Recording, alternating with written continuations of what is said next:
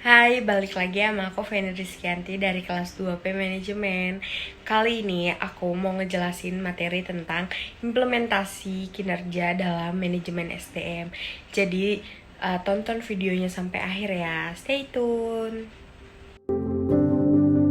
Tingkat kinerja. Yang pertama, kinerja organisasi. Mencapai hasil pada tingkat atau unit analisis organisasi. Kinerja pada tingkat organisasi ini terkait tujuan organisasi, rancangan organisasi, dan manajemen organisasi. Yang kedua ada kinerja proses. Kinerja pada proses tahapan dalam menghasilkan produk atau pelayanan ini dipengaruhi tujuan proses, rancangan proses, dan manajemen proses. Yang ketiga, kinerja individu atau pekerjaan. Pencapaian atau efektivitas pada tingkat pegawai atau pekerja ini dipengaruhi tujuan pekerjaan, rancangan pekerjaan, dan manajemen pekerjaan, serta karakteristik individu. Berikutnya ada garis besar kategori arti kinerja. Dari Bernardin 2001 143. Kinerja merupakan catatan hasil yang diproduksi atau dihasilkan atas fungsi selama periode waktu tertentu. Kinerja sebagai hasil, bukan karakter sifat dan perilaku. Selanjutnya ada dari Ricard 2003. Kinerja sebagai hasil juga terkait dengan produktivitas dan efektivitas. Produktivitas merupakan hubungan antara jumlah barang dan jasa yang dihasilkan dengan jumlah tenaga kerja, modal, dan sumber daya yang digunakan dalam produksi itu. Kinerja merujuk pengertian sebagai perilaku, merupakan seperangkat perilaku yang relevan dengan tujuan organisasi atau unit organisasi tempat orang bekerja. Kinerja merupakan sinonim dengan perilaku. Kinerja adalah sesuatu yang secara aktual orang kerjakan dan dapat diobservasi. Kinerja juga mencakup tindakan-tindakan dan perilaku yang relevan dengan tujuan organisasi. Kinerja bukan konsekuensi atau hasil tindakan, tetapi tindakan itu sendiri. Selanjutnya ada pendekatan pengukuran kinerja. Ada beberapa, yaitu yang pertama pendekatan ukuran standar kinerja dalam melakukan pengukuran. Pendekatan hasil, pengukuran kemampuan produksi, menyelesaikan produk sesuai jadwal, peningkatan produksi atau jualan.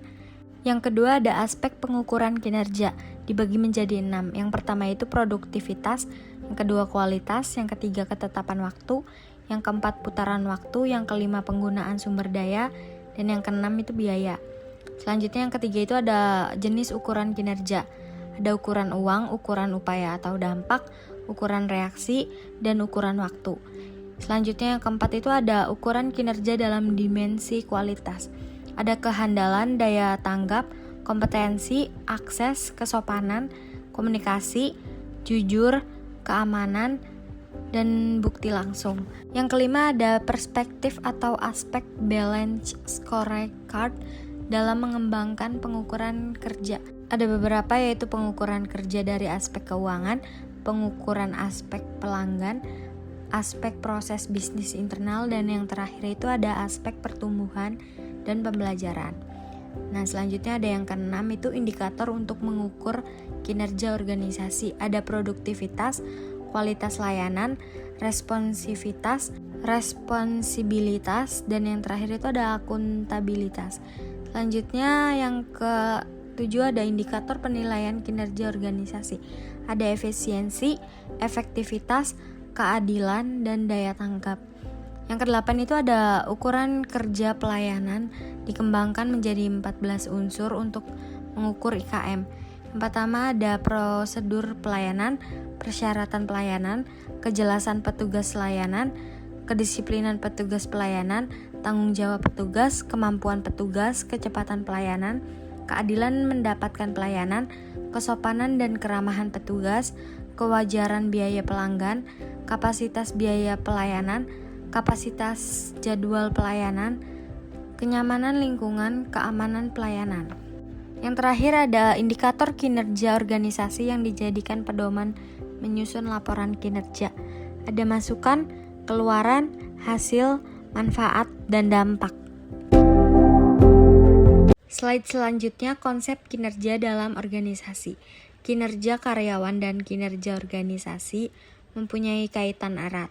Tercapainya tujuan organisasi tidak lepas dari sumber daya yang dimiliki organisasi, yang dipergunakan atau dijalankan karyawan yang berperan aktif sebagai pelaku dalam upaya mencapai tujuan organisasi tersebut.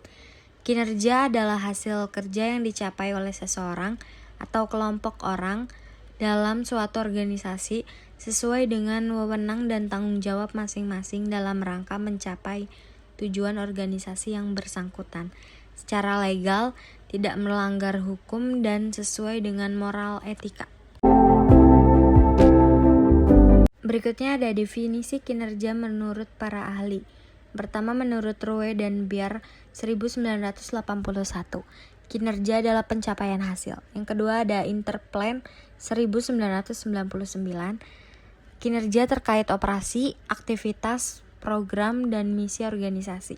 Yang ketiga menurut Murphy dan Cleveland 1995, kinerja adalah kualitas perilaku yang berorientasi pada tugas dan pekerjaannya.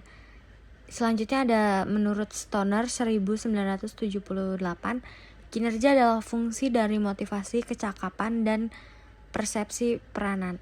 Selanjutnya ada dari Bernardin dan Russell 1993, kinerja adalah pencatatan hasil-hasil yang diperoleh dari fungsi-fungsi pekerjaan atau kegiatan tertentu selama kurun waktu tertentu. Selanjutnya ada dari menurut Handoko, kinerja adalah proses di mana organisasi pengevaluasi atau penilaian prestasi kerja karyawan. Dan yang terakhir ada dari Gibson 1990, kinerja adalah seseorang ditentukan oleh kemampuan dan motivasinya untuk melaksanakan pekerjaan. Berikutnya ada inteligensi, kapital, dan parameter kinerja. Yang pertama ada human capital, menyangkut kompetensi, skill, brain power, expertise, kreativitas, problem solving capability, leadership, entrepreneur, managerial skill, tacit knowledge yang dimiliki karyawan perusahaan. Yang kedua ada struktural capital, merupakan kapabilitas knowledge dari perusahaan berupa teknologi, metodologi, dan proses yang memampukannya merespon kebutuhan dan tantangan pasar. Yang ketiga ada customer capital, terdiri dari relasi, feedback, input terhadap produk atau layanan, suggestion, experience, dan tacit knowledge dari pelanggan. Dari ketiga jenis kapital tersebut membentuk tiga lingkaran yang saling mengaitkan dan disatukan oleh segitiga value creation. Value creation yaitu kemampuan menciptakan nilai yang ditentukan human capital, struktural capital, dan customer capital yang dimiliki oleh perusahaan. Selanjutnya ada indikator kinerja organisasi. Yang pertama ada performa harus mengarah hasil dan semangat untuk menghasilkan nilai. Yang kedua, harus dapat diukur sehingga input dan output dapat dikualifikasikan. Yang ketiga ada unit dan personil yang diukur kinerjanya harus memahami metode penelitian dan penjelasan minimal. Yang keempat ada hasil penilaian dapat dikomunikasikan segera. Yang kelima ada tersedianya mekanisme penggabungan hasil penilaian kinerja dengan feedback dan learning. Yang keenam ada terhubung objektivitas dengan kebijakan intensif dan kebijakan pegawai. Dan yang ketujuh ada bersifat seimbang antara orientasi, keberhasilan jangka pendek dan jangka panjang. Faktor-faktor peningkatan kinerja ada dua, yaitu pendorong dan penghambat. Pendorong itu dibagi menjadi dua. Yang pertama ada audit modal intelektual, bertujuan memonitor dan mengatur modal intelektual perusahaan. Yang kedua itu ada audit modal intelektual, memerlukan tim yang terdiri atas ahli, strategi organisasi, keuangan, SDM, analisis peraturan, properti intelektual, dan pemasaran.